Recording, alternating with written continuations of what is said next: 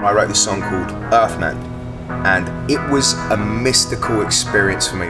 We got bombs and we got guns. I've never quite written a song under similar circumstances.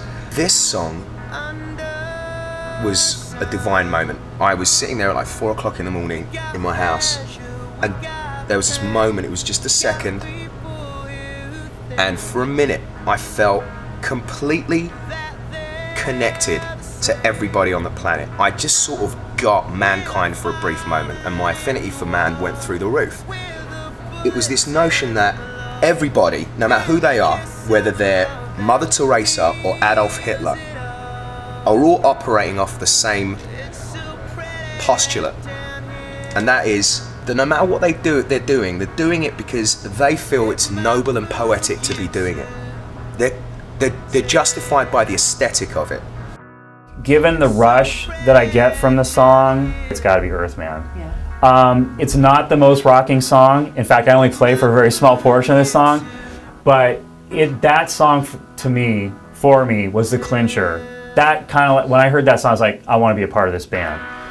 All the songs are great. All the songs rock in their own way. But what he was trying to say, how he was saying it, and the music that accompanied it hit me immediately.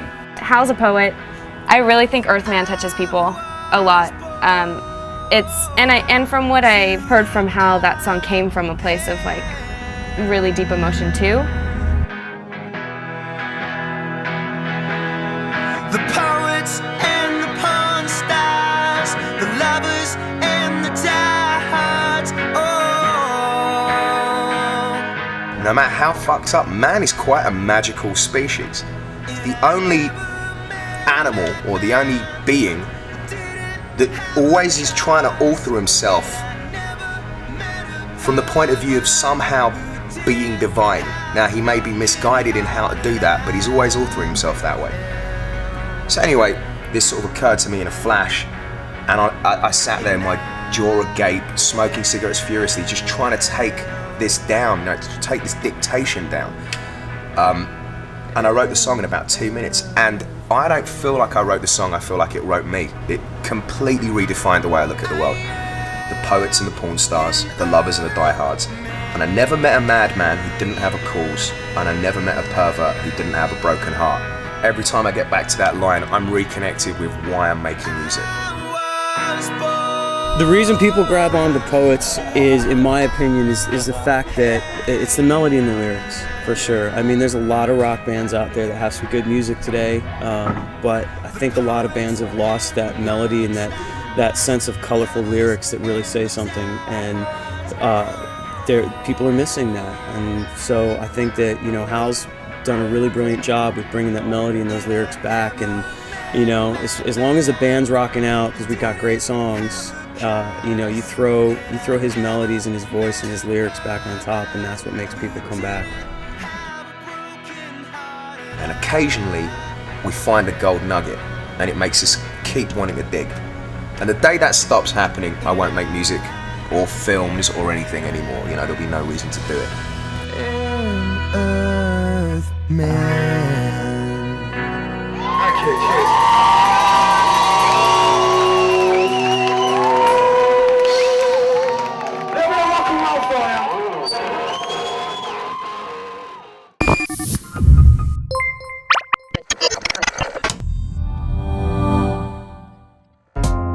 When I'm online, I watch Tomorrowpictures.TV.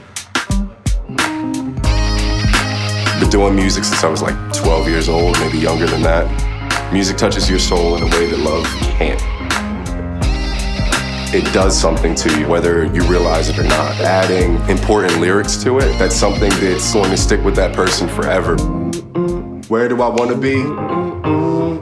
Watching Tomorrowpictures.TV.